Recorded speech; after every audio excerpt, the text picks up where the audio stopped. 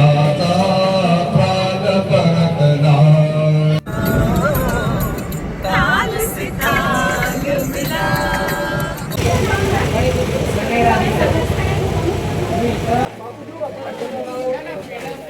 अच्छा.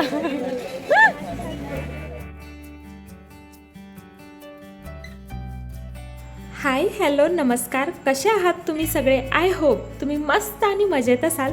आम्ही तर आज खरंच खूप खुश आहोत, कारण बऱ्याच दिवसापासून माहूरगडावर जायचं होतं बरं, आणि आज आम्ही गेलो. पण तिथं आमची कशी फसवणूक झाली, आम्हाला काय काय अडचणी आल्या ते तुम्हाला व्लॉगमध्ये बघायलाच भेटेल. तर चला मग आपला व्लॉग कंटिन्यू करूया आणि स्टे ट्यून.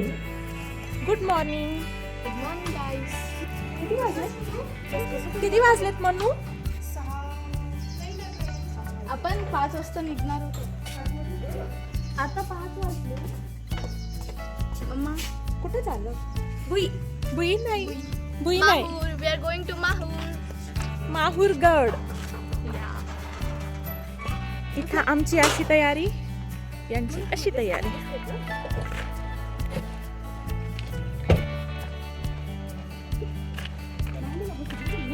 तृप्ती, इतका ग्लो दिसायला, इतका ग्लो दिसायलाय. मी नवरी चढणार नाही सध्या. बाबांनी सकाळी 5ला रेडी व्हायला सांगितलं होतं, पण आपलं तितक्या सकाळी होतं का? तर 5 नाही, 6, 6:30 मला निघायला वाजले होते. तर आम्ही अशा 2 गाड्या केल्या म्हणजे आमची एक गाडी आणि तृप्ती त्यांची एक गाडी. तर मुक्ताताई त्यांनी काल शॉपिंगसाठी, म्हणजे तृप्तीला हॉस्टेलला राहायचं आहे तर त्यासाठी शॉपिंगसाठी आले होते, आणि प्लॅन चेंज होऊन त्या आमच्यासोबत आता माहूरगडावर यायलात. येता इथं पेट्रोल टाकलं तर इथं इतका जास्त वेळ लागला, आणि एक गाडी खूप समोर निघून गेली होती, आणि आत्ता मग आम्ही पण निघालो. आता बघूया, डिस्टन्स कवर करून आम्ही त्यांच्या जवळजवळ जायला ट्राय करणार आहोत, कारण आमचा बराच 10-1 किलोमीटरचा तरी गॅप आला आहे.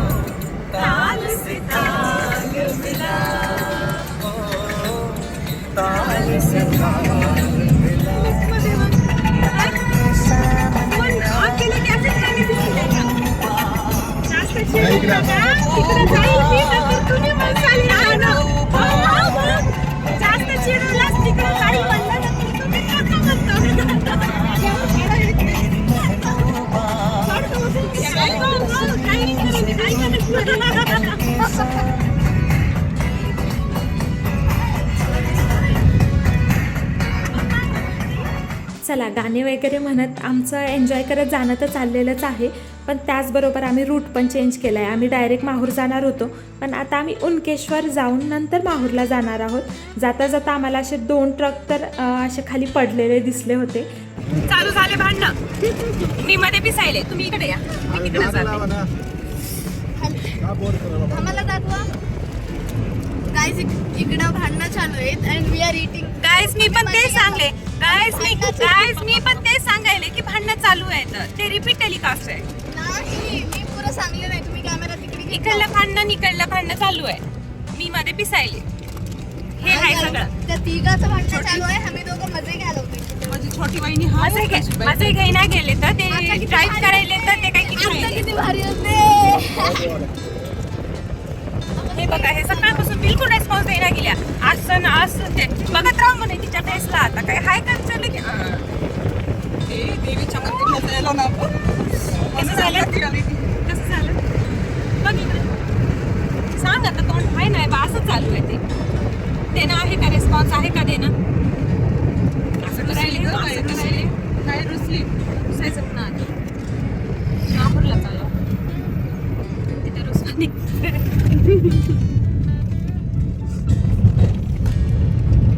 आमचं घरून बिलकुल बोलणं झालं नव्हतं किंवा विचारही झाला नव्हता की उनकेश्वर जाऊन नंतर आपण माहूर जाऊया म्हणून. भैया वगैरे दुसऱ्या गाडीत होते तर भैयांचा फोन आला की मग उनकेश्वर जाऊन नंतर माहूर जाऊया का. मग ठीक आहे बोललोत आणि मग इथं आलं तर बघतोय तर काय सगळं कन्स्ट्रक्शन वगैरे चाललेलं होतं. तितकं सगळं म्हणजे फ्रेश वातावरण असतं ना तसं नव्हतं, पण आलोच आहोत तर मग देवाच्या पाया वगैरे पडून गेलं तर छान होईल, कारण आपलं परत परत येणं होत नाही. तर इथं नारळ बेल वगैरे सगळं घेतलं आणि नंतर आता पाया पडायला आम्हाला निघायचं होतं. आणि इथं उनकेश्वरला गरम पाण्याचा कुंड आहे, ते तर सगळ्यांना माहितीच असेल, म्हणजे त्यात नेहमी गरम पाणी राहतं. तर ते पण आम्ही बघितलं की खरंच राहतं का म्हणून, तर खाली पायऱ्या उतरून जाऊन तेही चेक केलं. आणि त्यानंतर आता मग आम्ही देवाच्या आतमध्ये पाया वगैरे पडायला गेलो. इतकं छान मंदिर आहे, पण आपल्या खरंच महाराष्ट्रात म्हणते ते चुकीचं नाही, मेंटेनन्स तितकं राहत नाही. आणि तेच तुम्ही साऊथकडचे मंदिर वगैरे बघा, खरंच खूप छान मेंटेनन्स असतं, एकदम क्लीन, एकदम छान असतं. पण आता आपण तर याबद्दल काही करू शकत नाही, फक्त आपण कुठं गेलं तर तिथं कचरा करू नये एवढंच आपण करू शकतो.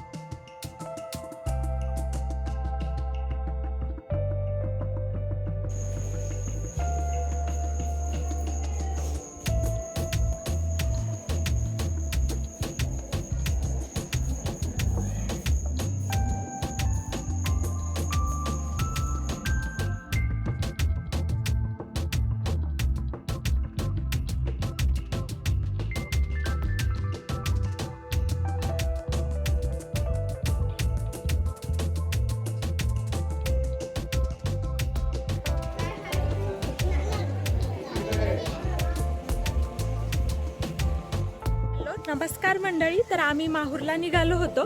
तर मग रूट चेंज करून उनकेश्वरच्या रूटनी आम्ही आलो. तर उनकेश्वर देवस्थानला आलेलो आहोत.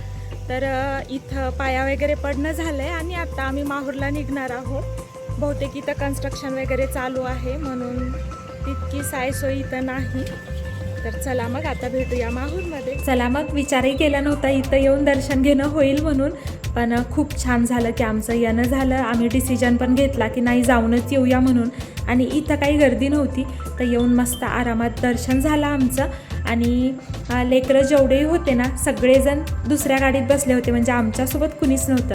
आम्ही फक्त मी, ताई, मुक्ताताई आणि तृप्ती होतो. आणि वायू, सौरभ, प्रणव, गौरव सगळेजण भैया, आई, बाबा त्यांच्यासोबत होते.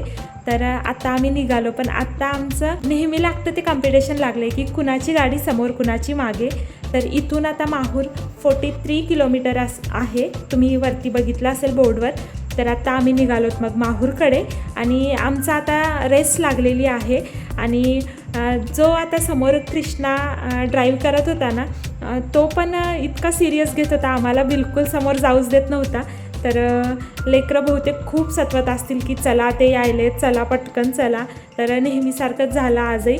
पण आम्हाला एकदा तरी त्यांना ओव्हरटेक करून समोर जायचं होतं, पण आम्हाला काही रस्ता ते देत नव्हते.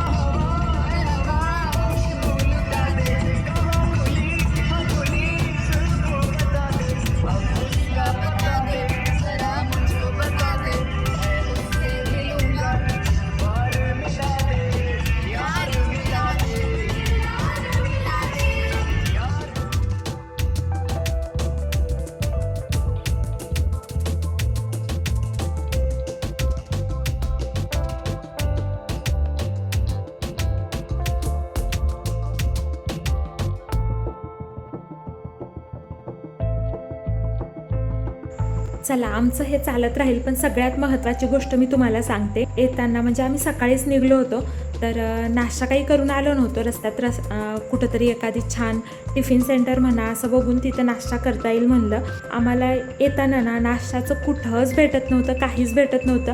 असलं तरी ना इतकं म्हणजे खराब हॉटेल्स होते तिथं, फक्त पोहे, खिचडी, भज्जे असं होतं. आणि बिलकुल छान नव्हते, बिलकुल मेंटेन नव्हतं तिथं. तर कुठंच खावं वाटलं नाही आम्हाला. तर इकडं कसं असतं तेलंगणामध्ये वगैरे कुठेही इडली डोसा मस्तपैकी भेटून जातं.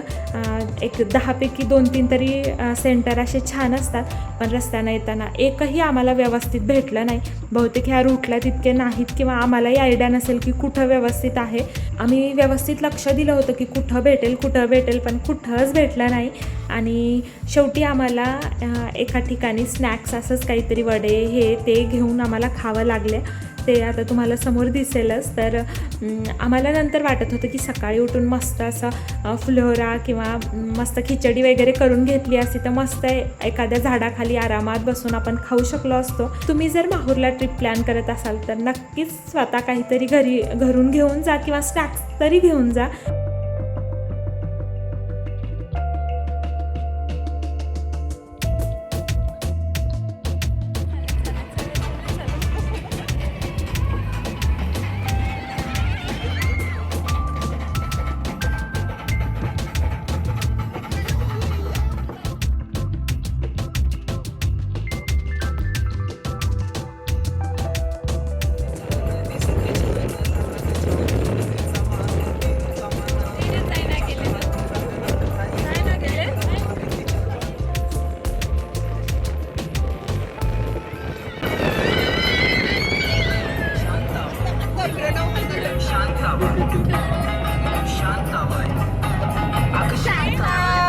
किती बार हारला तुम्ही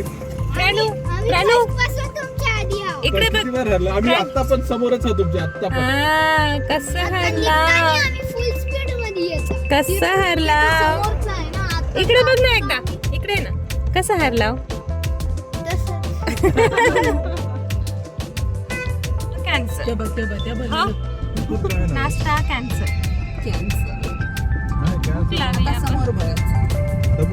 कॅन्सल म्हणजे इथं थांबलेलं स्पॉट मधलं कॅन्सल झालंय कारण तिथं काही नव्हतं ना तिथं काय. अगोदर सांगितल्याप्रमाणे आम्हाला काही नाश्ता सेंटर म्हणा टिफिन सेंटर भेटलं नाही किंवा एखादी हॉटेलही भेटलं नाही. तर आम्हाला शेवटी असे वडे म्हणा किंवा ब्रेड पकोडे असं काहीतरी आणून खावं लागलं, कारण दुसरं काहीच भेटत नव्हतं. प्रत्येक ठिकाणी हेच दिसत होतं, जे म्हणजे रोडला लागून जे हॉटेल वगैरे होते ना तिथं. मग आम्ही विचार केला की हां चला थोडं हेच खाऊया आणि त्यानंतर मग माहूरमध्ये प्रॉपर गेल्याच्या नंतर तिथं एखादी छानसं हॉटेल बघून मग तिथं काहीतरी नाश्ता म्हणा जेवण म्हणा ते करून मग देवीच्या दर्शनाला जाता येईल. चला फायनली आता आम्ही माहूरमध्ये पोहोचणार आहोत. थोडाच डिस्टन्स बाकी आहे आणि त्यानंतर मग आता नाश्ता करून मग आमचं वरती जाणं होईल. पण आता तुम्हाला सांगते तिथं गेल्यावर काय झालं. तर आम्ही माहूरमध्ये गेलो प्रॉपर आणि एक हॉटेल आम्हाला तिथं दिसलं. त्या हॉटेलवर आम्ही थांबलो. नाश्त्यासाठी तर तिथं काहीच नव्हतं, सगळं तळलेले पदार्थच होते. त्यानंतर मग तिथं वरण भात दिसला. म्हटलं चला वरण भात तरी खाऊया म्हणून आम्ही विचार केला. तर एका छोट्याशा वाटीत वरण आणि थोडीशी मोठी वाटी भरून भात तेवढंच असेल. तर तेवढं 100 रुपयाला त्यांनी सांगितलं.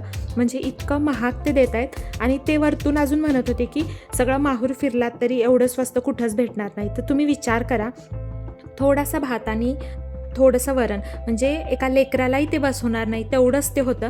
ते 100 रुपयाला म्हणजे आम्हाला तर शॉकच बसला. म्हणजे एवढं कसं महाग विकू शकतात. म्हणजे हिशोबानं तरी घेतलं पाहिजे ना, घेणाऱ्या नाही.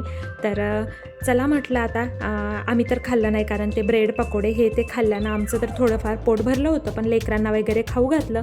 आई बाबा ते भैया त्यांनी काही खाल्लं नव्हतं, तर मग त्यांनी ते खाऊन घेतलं आणि आम्ही थोडंसं कोल्ड्रिंक वगैरे पिले आणि आता निघालो होतो आम्ही वरती. 2-3 पाण्याच्या बॉटल्स वगैरे घेतल्या, कारण वरती गेल्यावर अजून कसं असेल माहिती नव्हतं. चला वरती तर आलोत आम्ही. आता सांगते तुम्हाला आमची फसवणूक कुठं झाली आणि कशी झाली. तर इथं आता गाड्या पार्क करण्यासाठी ना आपल्याकडून चार्जेस घेतात किंवा आपण जिथेही म्हणजे ज्याचं शॉप आहे त्याच्या शेजारी जागा असली ना तर मग तिथं गाडीचे चार्जेस. तर हा मुलगा आम्हाला येऊन काय म्हणला की फक्त इथं गाडी लावा तुमची आणि देवाचं जे सामान लागतं ना आईची ओटी वगैरे माझ्याकडून घेऊन जा आणि बस, मग गाडीला मी चार्जेस लावणार नाही. ते विचार करून मग आम्ही गाडी इथं लावली आणि गाडी इथं लावल्याच्या नंतर तो काय म्हणायला लागला, आम्ही एक ओटी साधी ब्लाऊज पीस वगैरे ठेवलेला आम्हाला 350 सांगितले आणि तेच दुसरीकडे स्वस्त होते बरं. तर म्हणजे पार्किंगचे चार्जेस ते यातून काढत होते. तेही ओके, त्यांनाही काही फायदा झाला पाहिजे आपण मान्य करतो. पण नंतर तो काय म्हणायला लागला की एक ओटी घेतली, जे सोबतचे आहेत ना दुसरे त्यांनी पण इथंच ओटी घेतली पाहिजे, मी दुसरीकडं घेऊच देणार नाही. तर मग यांचं म्हणणं होतं की तुझी अशी कशी जबरदस्ती असू शकते, मी माझ्या वाईफला इथं घे म्हणून म्हणू शकतो, माझ्यासोबत जे दुसरे आहेत मी त्यांना इथंच घ्या कसं म्हणू शकतो, म्हणजे सामान जेवढं खरेदी करायचं होतं तेवढं तुझ्याकडे केलं, पण सगळंच केलं पाहिजे अशी काही जबरदस्ती आहे का तुझी, म्हणून आमचं चांगलंच त्याला बोलणं झालं. म्हणजे अशी फसवणूक होते. तर गाडी लावण्याच्या अगोदर आधी तिथलं सामान आम्ही विचारायला पाहिजे होतं कितीला काय, आणि त्यानंतर गाडी लावायला पाहिजे होती. तर खरंच अशा देवाच्या ठिकाणी आपण फिरायला जातो त्या ठिकाणी अशी फसवणूक आपली नेहमी होत राहते, आणि आपण अगोदर आधी क्लिअर सगळं विचारलं पाहिजे. तर आमच्यासोबत असं घडलं होतं बघा.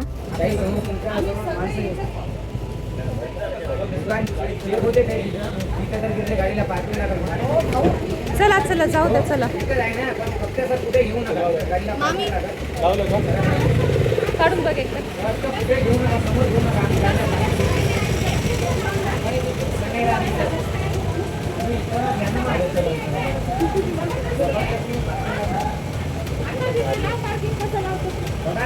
इथं काय काय म्हणे बस मध्ये टाकायचं. समोर जर घेतलं तर गाडीला पार्किंग लावतो म्हणाले.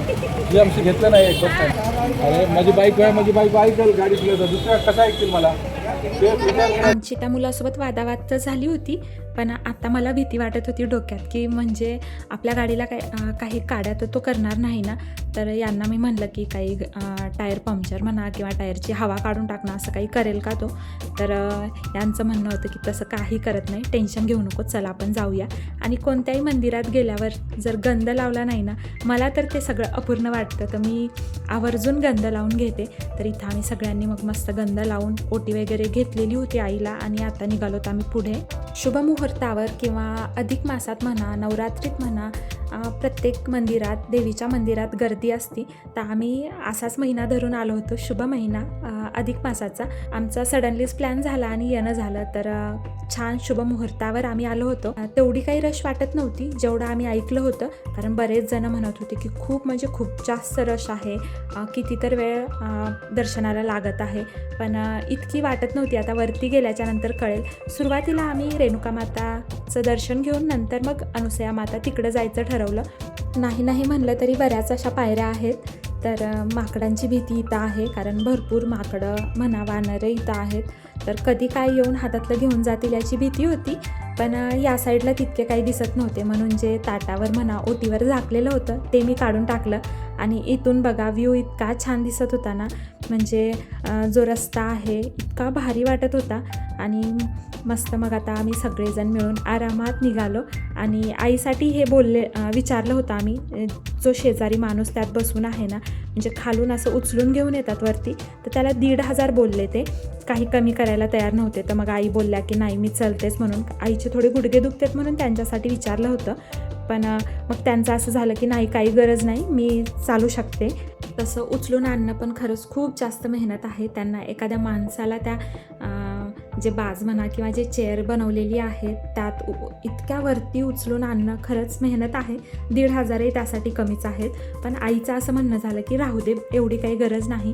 तर बघा आता कधी मी कधी ताई असं आमचं ताट एक्सचेंज करत आमचं जाणं चाललेलं आहे. आता आम्ही पोहोचलो तर रेणुका माताच्या दरबारात. तर बघितलं तर काही तितकी जास्त रश वाटत नव्हती. मग मातासाठी विडा पण घेतला आम्ही, पण ते विडा आम्ही वाटून घ्यायचा होता, ते आम्हाला घेणं नव्हतं झालं. वरती आल्यावर लाईन वगैरे बघितल्याच्या नंतर लक्षात आलं की दुसऱ्यांनी सांगितलं तितकी गर्दी नाही, तर अर्धा एक तासात आपलं दर्शन होऊन जाईल. आणि आम्ही असं लाईनमध्ये लागलोत आता. आणि जे विडा म्हणलं होतं तुम्हाला, तर ते आम्हाला वाटून घेणं झालं नाही. इथं मस्त असं वाटून देत होते, आणि साईडला एक 2-3 बसले होते विडा वाटणारे. म्हणजे इतका भारी वास येत होता ना तिथं, असं घेऊन खायची इच्छा होत होती. आणि लेकरांचं मस्त एन्जॉय करणं चाललेलं होतं.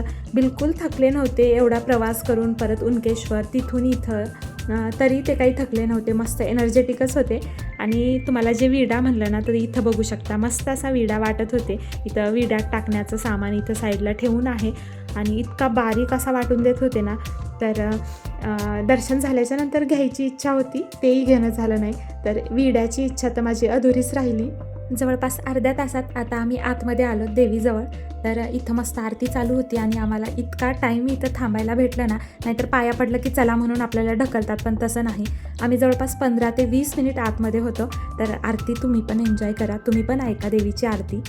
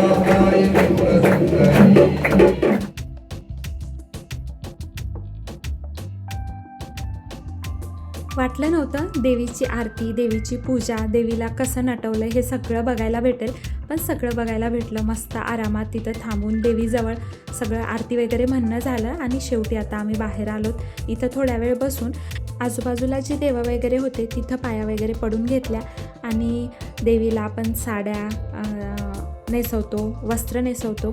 तर ते तुम्ही इथं बघू शकता. म्हणजे इतके मोठे मोठे गाठोडे इथं बांधून ठेवलेले होते ना, म्हणजे एवढ्या त्यात साड्या होत्या देवीच्या. तर जे देवीला पातळ कुणाचं नवस असतं किंवा कोणी पहिली वेळेस आल्यावर घेतात, तर आम्ही तर बघून शॉकच झालो. म्हणजे एवढ्या साड्या, एवढे वस्त्र इथं आहेत.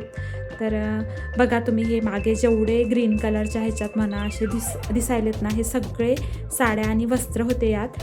असं करत आता रेणुका माताच्या इथलं तर आमचं दर्शन वगैरे झालं. साईडनं व्ह्यू इतका भारी होता, पण इतकं गरम होतं ना, ह्या सावलीच्या बाहेर पाऊल टाकला ना तर असे पाय भाजत होते.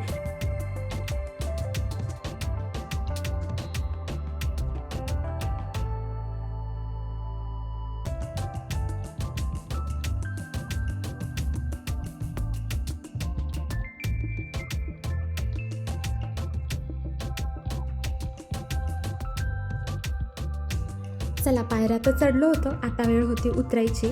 उतरताना मस्त असे बांगड्याचे वगैरे दुकानं होते. तर देवीजवळून जाताना काहीतरी न्यावं म्हणलं, तर मी आणि ताईनं अशा ग्रीन कलरच्या बँगल्स बघितल्या, कारण कधीतरी घालायला मस्त वाटतं. आणि मुक्ताताईनं पण घेतल्या, तृप्तीला पण घेऊन दिल्या.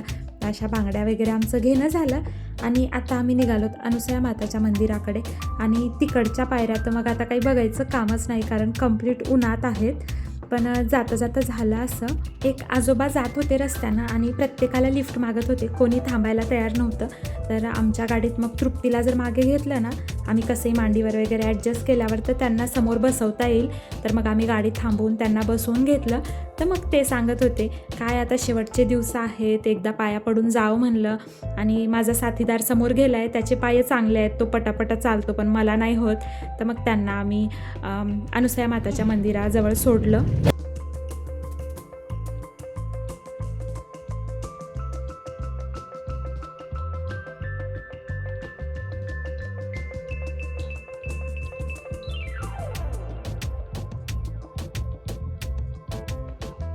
रेणुका माताच्या पायऱ्या तरी सावलीत होत्या किंवा वर छत होतं. इथं तर बिलकुल सावली नाही ना, वरती काही नाही, इतकं गरम होतं ना.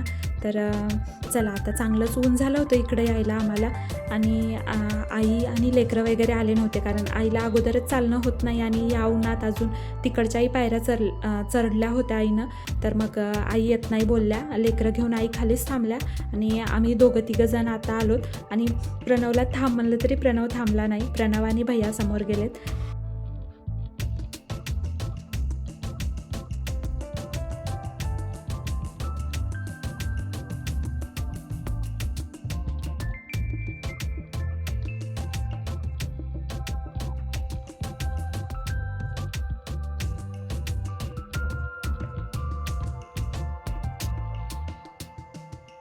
रेणुका माताजवळ जेवढी गर्दी होती ना, इकडे त्याच्या 5% पण गर्दी नव्हती. बिलकुल म्हणजे बिलकुलच गर्दी नव्हती. आणि ऊन भरपूर होतं.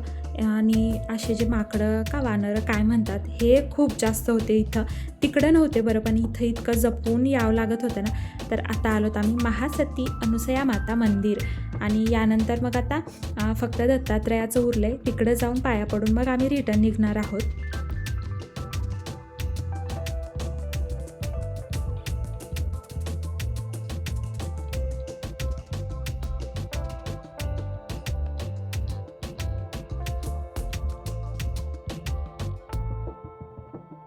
कोणत्या देवीचं दर्शन झाले स्वाती?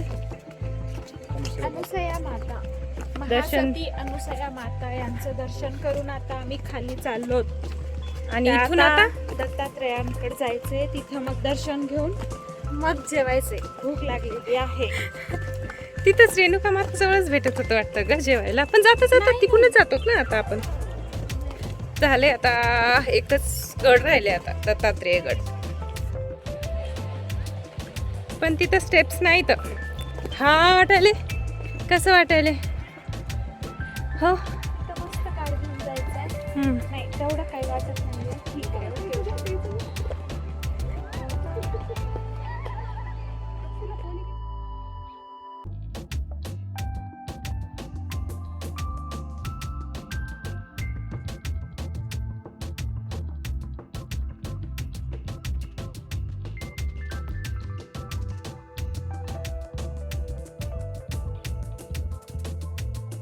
दत्तात्रयाकडे येण्यासाठी काही पायऱ्या नाहीत. आपण डायरेक्ट गाडी घेऊन येऊ शकतो आणि इथं गाडी लावू शकतो. इथं पार्किंगचा इश्यू नाही. कोणी तुम्हाला 1 रुपये पण मागणार नाही. आम्हाला तर मागितले नाही. मस्त पार्किंग लावली आम्ही.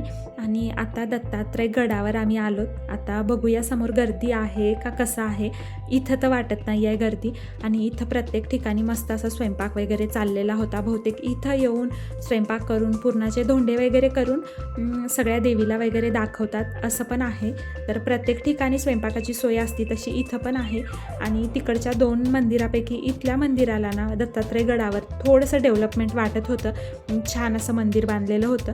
आता आतमध्ये आलो तर बिलकुल रश नव्हती इथं पण.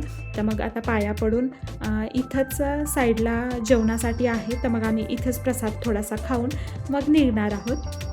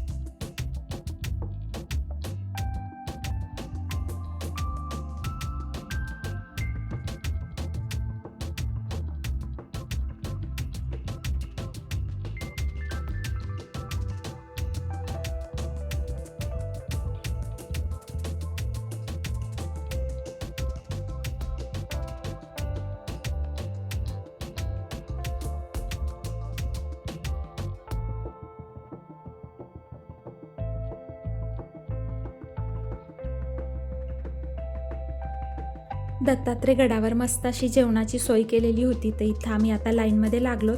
आई बाबा लेकरं वगैरे भैया समोर गेलेत, त्यांचं जेवण बहुतेक झालं असेल. आम्हालाच थोडा उशीर झाला होता कारण आम्ही बसलो होतो मंदिरात. तर इथं बघा सौरभ त्यांचं जेवण झालं आहे आणि असं मस्त असं साधं सिंपल जेवण होतं. चपाती, भात, भाजी, वरण आणि बुंदी.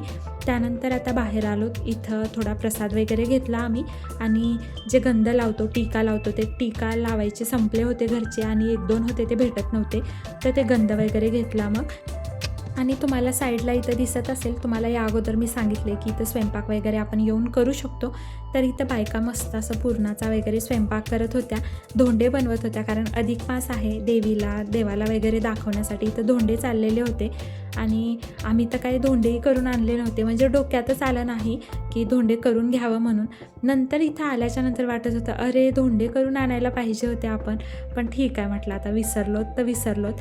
आणि असं करत आमचं रेणुका माता, अनुसया माता आणि दत्तात्रय गडावरचं दर्शन झालं आहे. आणि बघू शकता आम्ही दुसरं काहीच घेतलं नाही, फक्त थोडासा प्रसाद आणि असे गंधाच्या 2 बॉटल्स घेतल्यात.